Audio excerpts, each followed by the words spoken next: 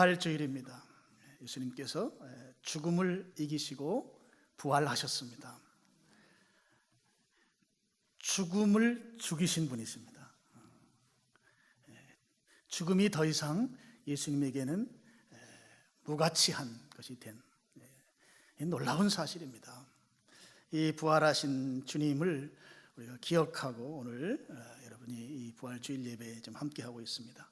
예수님께서 공생애를 사시면서 예수님, 내가 죽었다가 3일 있다가 다시 살아날 거야, 다시 살아나리라, 이렇게 제자들에게 말씀하신 경우가 3번 있습니다. 성경에 보면 3번씩 한 경우들이 꽤 많이 있어요. 우리나라에도 3세번이 있잖아요. 예수님 그 성경 시대에도 보면 3세번이 많아요. 예수님께서 성경 기록에 보면 초상집 3집에 다녀오셨어요. 또 겟세마네에서 기도하는 거 3번 기도하셨어요. 베드로 3번 예수님 부인했어요. 또 베드로를 재소명했잖아요. 네가 나를 사랑하느냐? 내 양을 치라. 3번 소명하셨어요. 또 예수님 우신 경우도 있는데 예수님 3번 우신 기록이 성경에 나옵니다. 3세번이 많아요.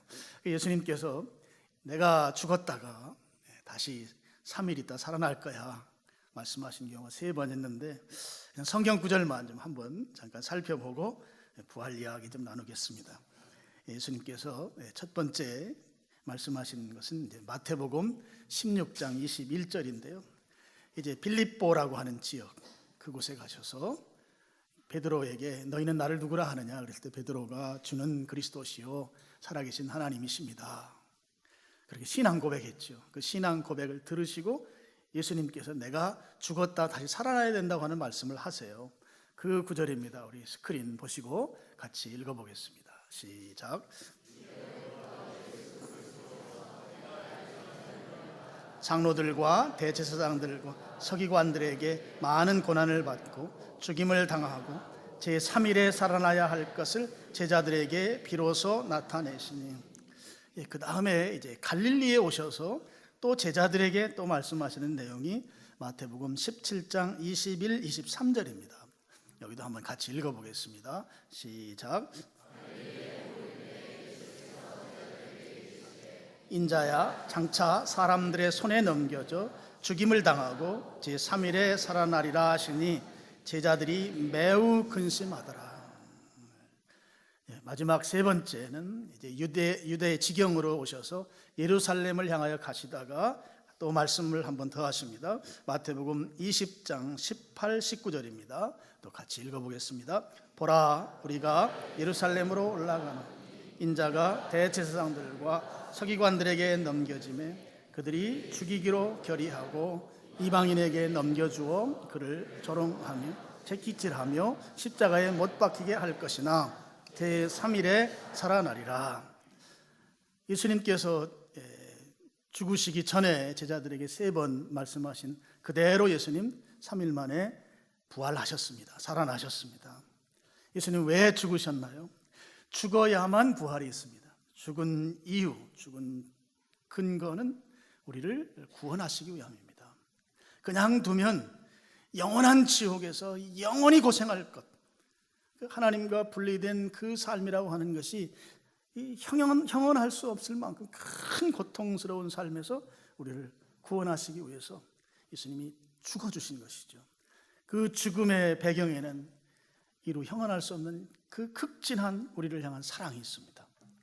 사랑의 동기에 의해서, 뭐 우리 세상에 있는 사랑의 개념 가지고는 당최 뭐 형언할 수 없는, 그 이루 말할 수 없는 그 깊은 사랑, 독생자 아들을 포기하고 죄인인 죄덩어리인 우리를 대신 선택할 만큼 그렇게 무지하게 바보스러운 그 사랑, 그 사랑으로 우리를 구원해 주시기 위해서 예수님 죽으셨다 하는 것입니다. 그러면 죽으신 예수님이 부활하십니다. 다시 살아나시는데, 다시 살아나신 이유, 오늘 설교 제목도 예수님이 부활하신 이유를 제가 이렇게 정리해 보니까 한 4가지 정도를 좀 말씀드릴 수 있을 것 같아요. 그래서 오늘 그 말씀을 잠깐 드리려고 합니다. 첫 번째 이유는 예수님이 하나님의 아들이라고 하는 것을 입증하시기 위해서 부활하셨다는 것입니다. 예수님이 부활하심으로 비로소 하나님의 아들이신 것이 인정되었다 하는 것이죠.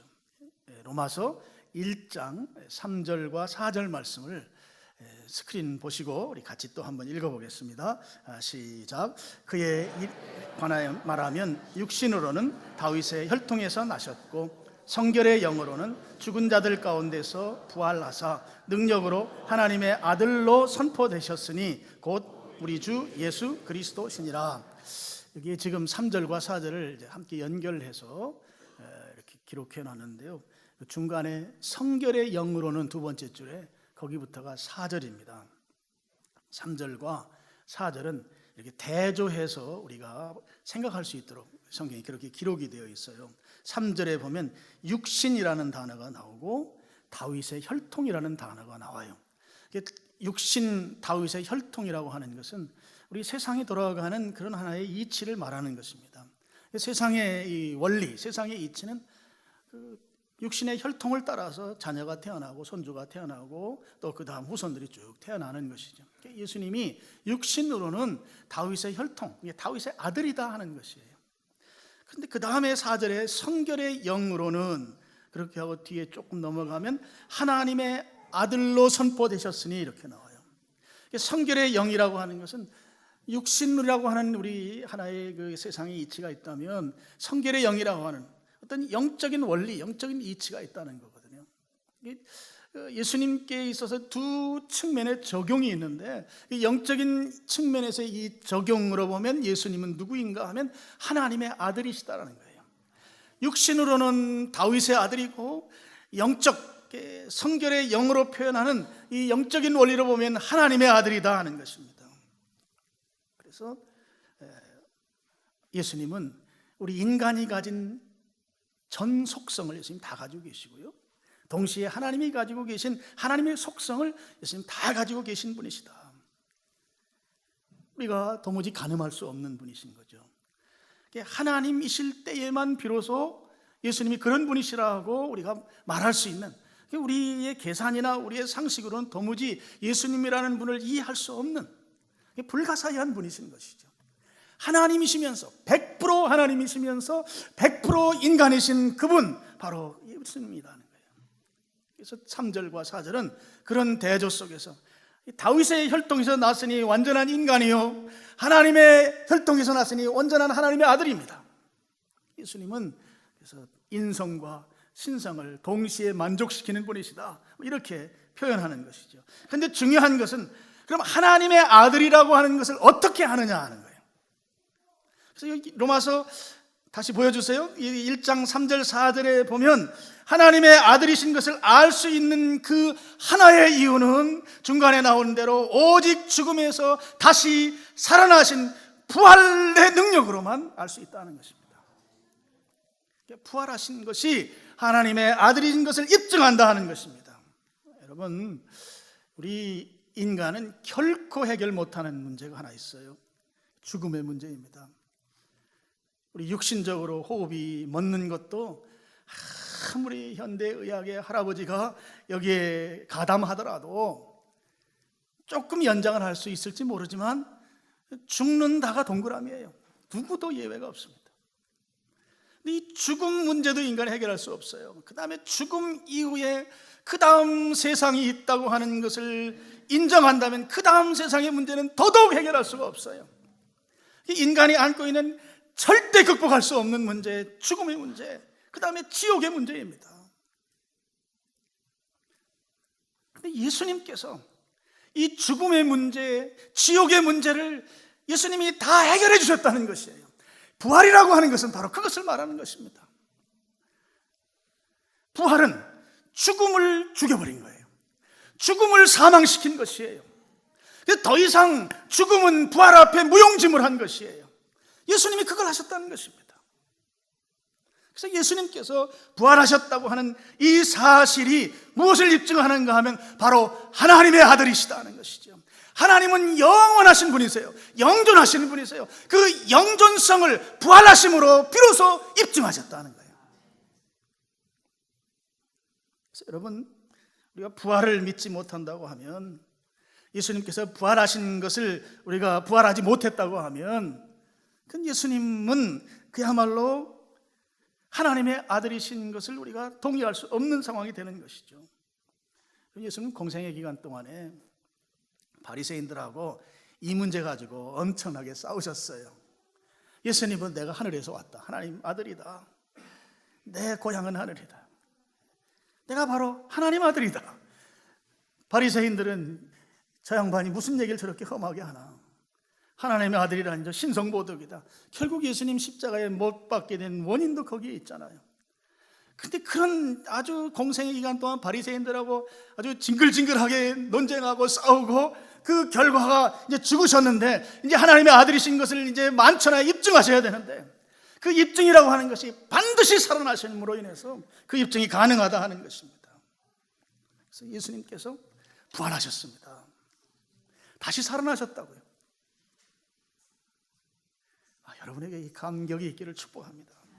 그래서 그분이 비로소 부활하심으로 하나님의 아들이신 것을 확증해 주셨다 하는 거예요. 부활은 예수님이 하나님의 아들이신 것을 입증한 사건이다.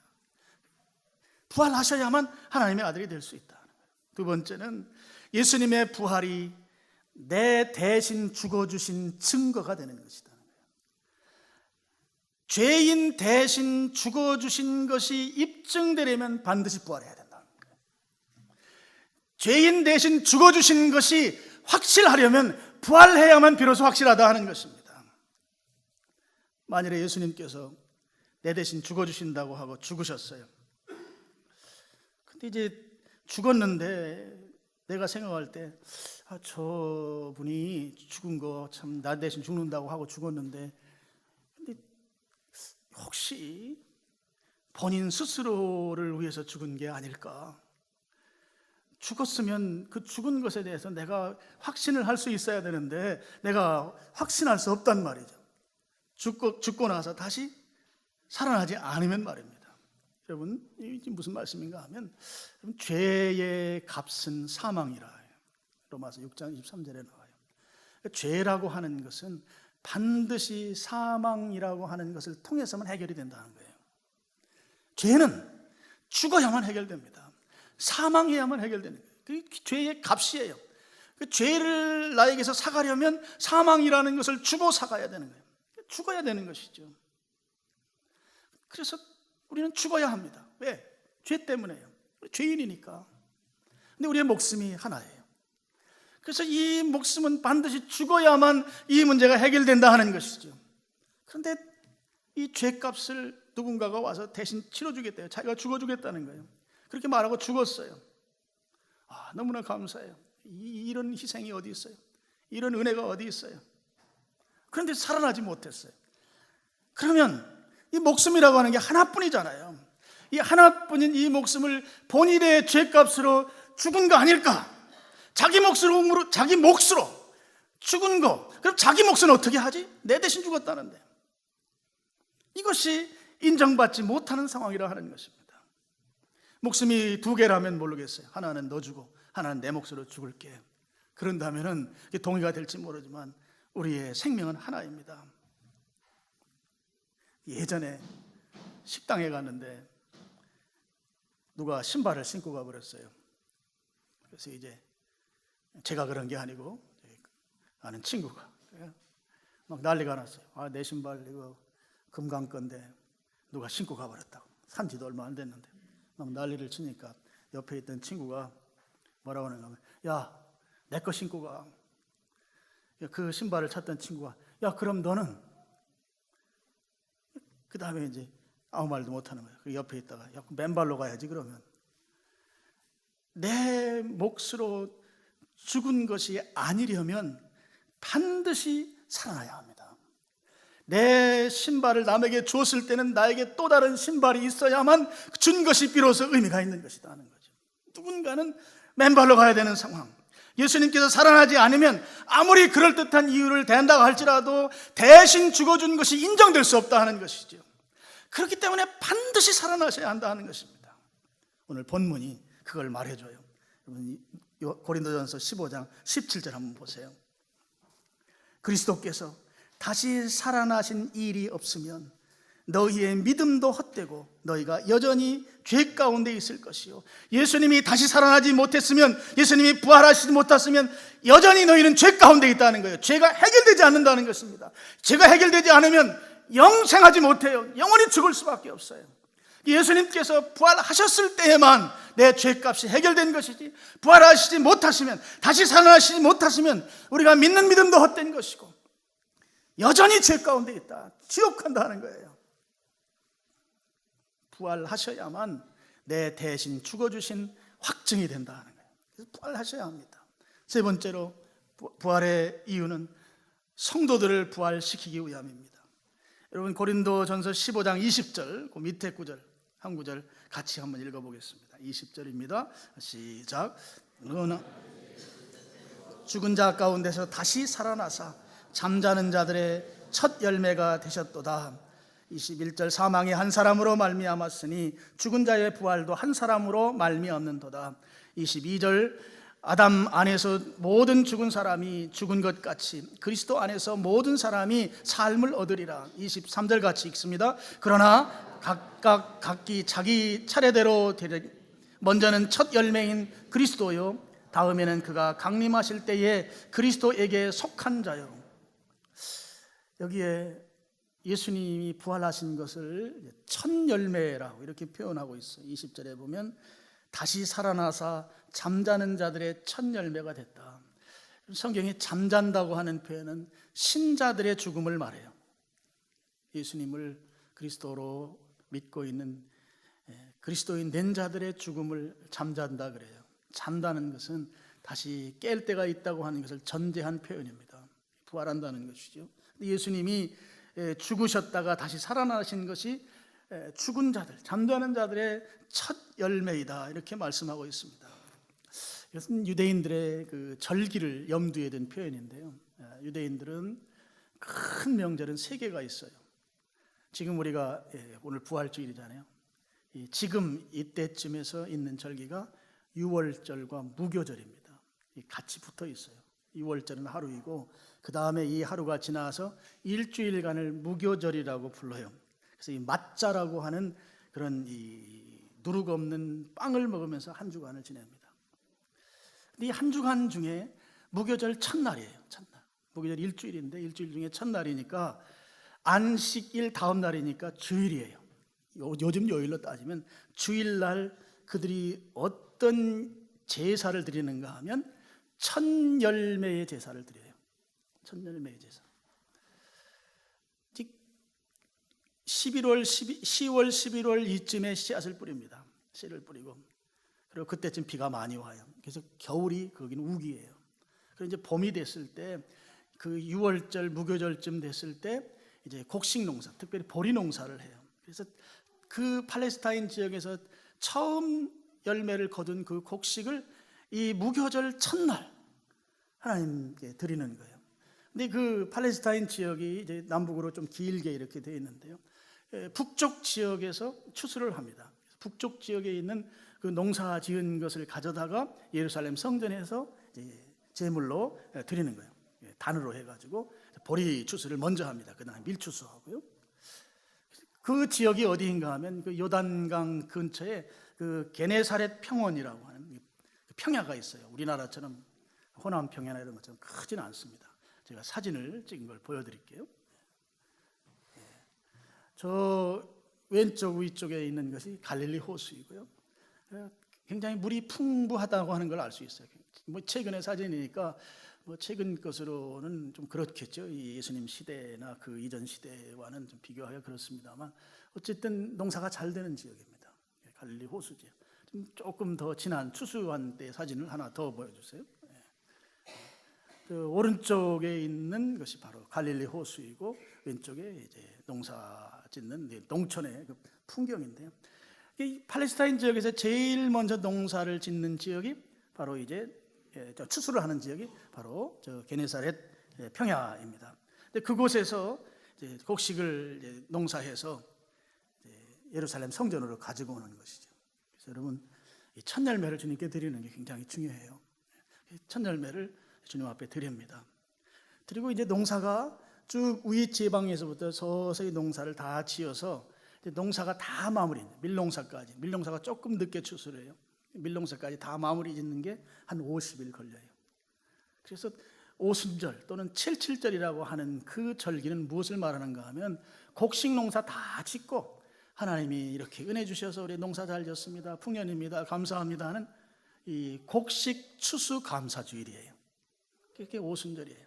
그 다음에 이제 가을로 가면 이제 장막절, 수장, 추수해서 창고에 저장한다는 말이죠. 수장절이에요. 그것은 이제 포도 농사, 올리브 농사 이런 농사를 지어서 창고에 집어넣는, 그때가 언제쯤인가 하면 우리나라로 따지면 추석 때쯤 됩니다. 대천덕 신부님이 이 유대인의 그 절기와 우리나라의 음력을 딱 맞춰서 해보니까 정확하게 한 달 하루가 우리나라가 늦대요. 똑같은데 그 사람들 추수감사절인 장막절이 그 사람들로 따지면 8월 보름이고 우리로 따지면 7월 보름이에요. 유대인들의 그 절기로 7째 달 보름날에 음력이기 때문에 달이 대보름이죠. 달이 떠 있을 때. 우리나라는 딱 한 달 하루가 우리나라가 늦게 온대요. 추석입니다. 추석 연결돼 있어서 세상 사람들이 깜짝 놀란다잖아요. 이스라엘 사람들이 88 올림픽 때 한국에 왔다가 뒤집어지는 줄 알았다는 거예요. 이스라엘 사람들이 자기네 나라 하는 그것을 우리나라에서 하고 있기 때문에 상당히 흡사한 측면이 있다 하는 것이죠.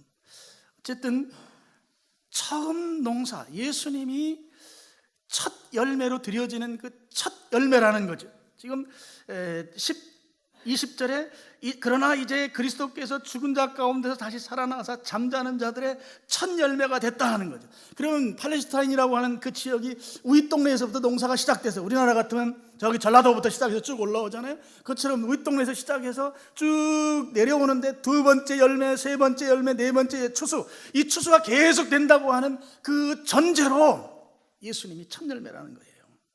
예수님께서 먼저 부활하시고 그 다음에 누가 부활해요? 성도들이 부활하는 거예요. 우리가 부활하는 거예요.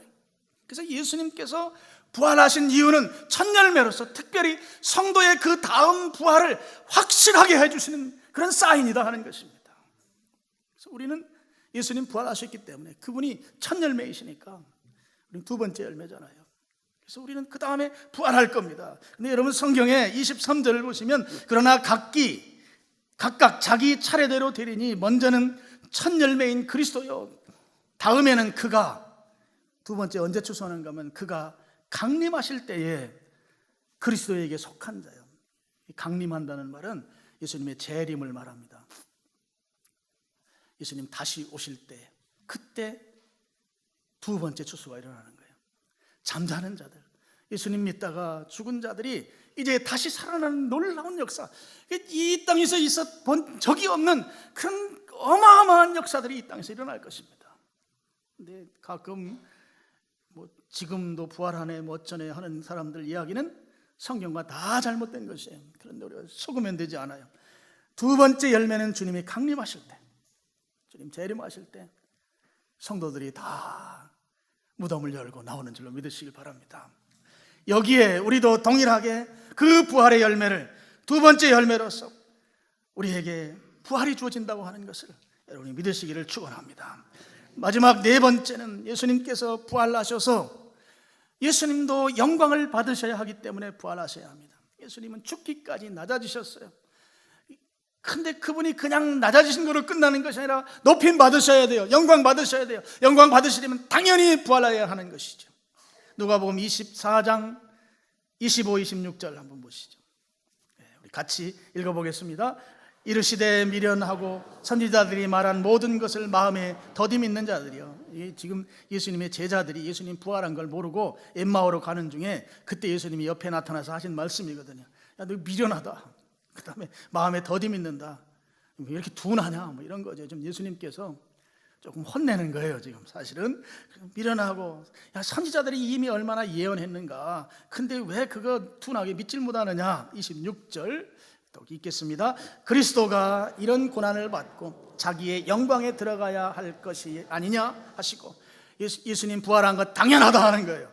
낮아졌으니, 고난받았으니 당연히 영광 받으셔야지, 왜 그걸 모르고 이렇게 미련하게 있느냐. 잘 아는 성경 구절 하나만 보고 마치겠습니다. 빌립보서 2장 8절부터 10절, 가로친 데는 제가 이해를 돕기 위해서 해놓은 것입니다. 가로는 빼고 있겠습니다. 시작. 사람의 모양으로 나타나 낮추시고 죽기까지 복종하셨으니 곧 십자가에 죽으십니다. 이러므로 9절, 이러므로 하나님이 그를 지극히 높여 모든 이름 위에 뛰어난 이름을 주사 하늘에 있는 자들과 땅에 있는 자들과 땅 아래에 있는 자들로 모든 무릎을 예수의 이름에 꿇게 하시고. 어떤 분이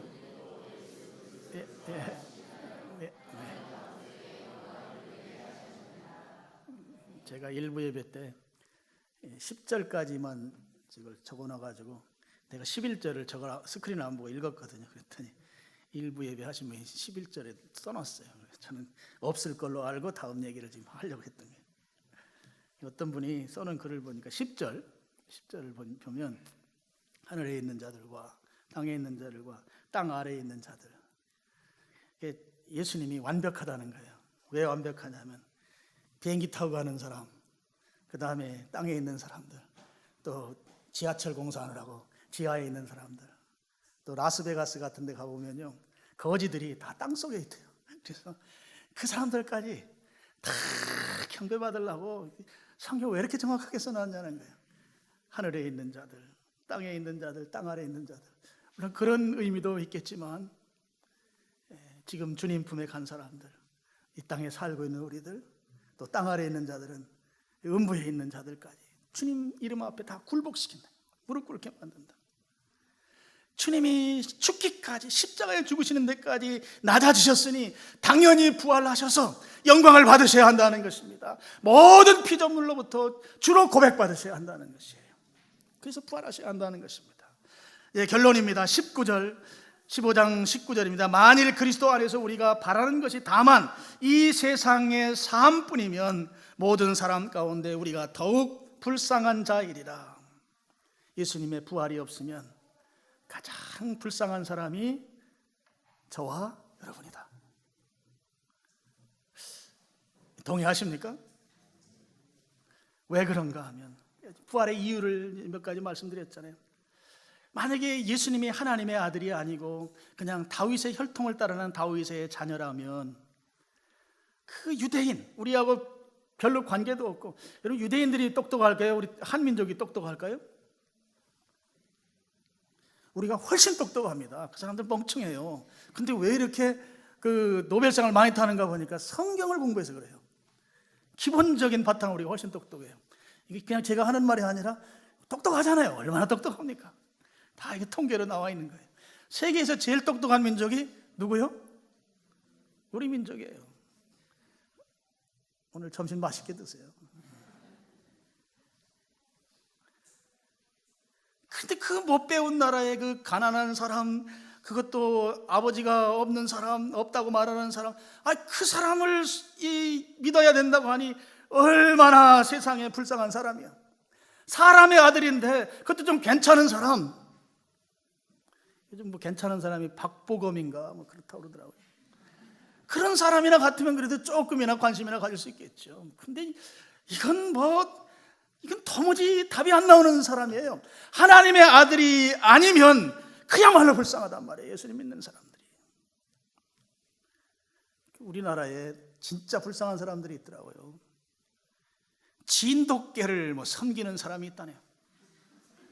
그런 얘기 들어보셨어요? 안 들어보셨으면 지금 그런 사람이 있대요. 근데 언제? 옛날 얘기 아니고요. 삼국사기에 나오는 얘기가 아니에요. 지금 어디라 하더라? 어디죠? 동네가? 예? 경기도 어디죠? 예? 지난 주간에 여러분들 미디어 금식한 것이 그대로 입증이 됩니다. 저도 잘 몰라요. 근데 얼핏 내가 보니까 신문에 보니까 뭐 진돗개를 섬기는 종교라 이래 나왔어요. 정말 바보 같은 거예요. 세상에 불쌍한 사람들이. 그리고 세상에 불쌍한 이유가 예수님 부활 없다면 또 하나는 우리 죄 문제가 해결이 안 되는 거예요. 예수님 부활 없으면 죄 문제가 해결 안 되니 지옥 가게 되는 것이죠. 천국 가려면 반드시 이 문제가 해결돼야 되는데 그건 부활만이 해결하는 것이고, 그래서 부활이 있어야 합니다. 그래서 예수님께서 어떻게 하셨어요? 부활하셨어요. 다시 살아나셨어요. 성경대로 죽으셨다가 성경대로 살아나셨어요. 예수님 부활하신 분입니다. 그래서 우리는 세상에서 가장 행복한 사람이에요. 예수님이 우리의 주님이시기 때문입니다. 그분 때문에 나도 부활할 것이기 때문이에요. 오늘 그 자신감과 승리자로서의 확신을 가지고 아무리 힘들고 어렵더라도 힘차게 앞으로 뚜벅뚜벅 나가는 여러분 되시기를 주님의 이름으로 축원합니다.